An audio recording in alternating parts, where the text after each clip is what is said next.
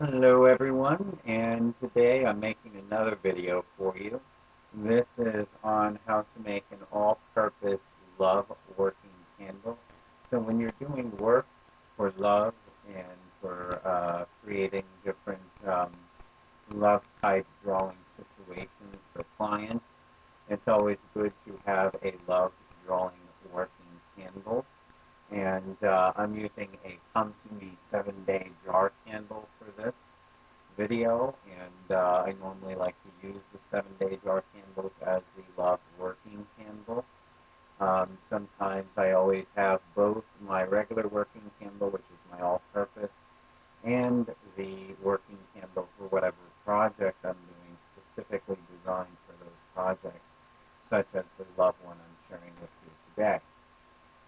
You can also do this not only as an all-purpose working candle, but as a specific come to me candle using the same ingredients, just visualize the intent a little differently. The ingredients that I use for mine are orris root powder, which you can barely see in the video.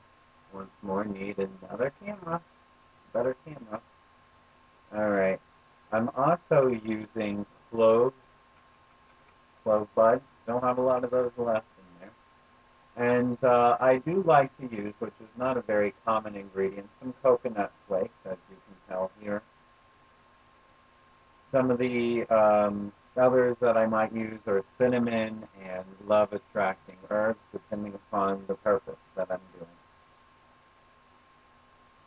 If you're also trying to draw in, bergamot, while more known for money, can also be good in love, in my opinion. I also like to use lotus oil, which is a road opener in a sense, a cleanser, and it just basically purifies. It opens up a lot of doorways. You may also want to use Adam and Eve oil or root.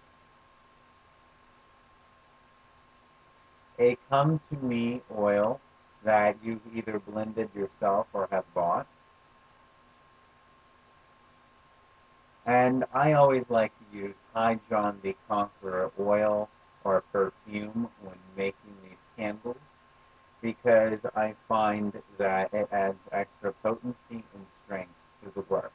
It also helps you conquer over whatever that purpose is that you're trying to do this candle for.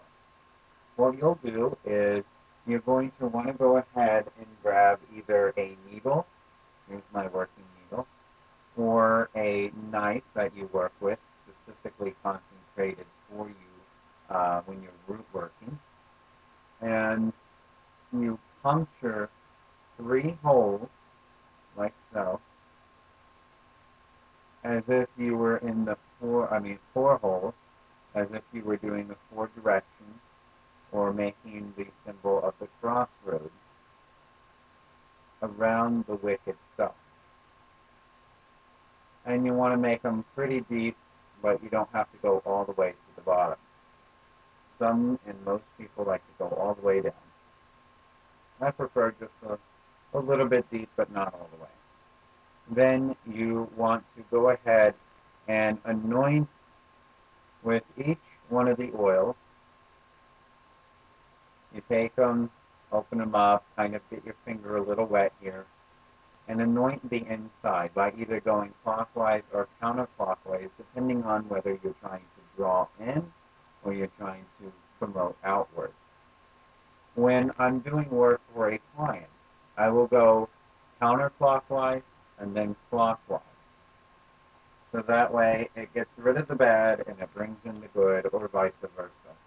Many people debate as to which way is going to bring in and which way is going to send out.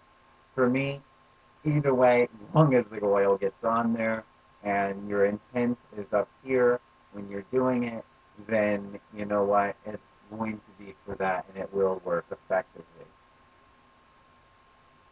depending upon your visualization.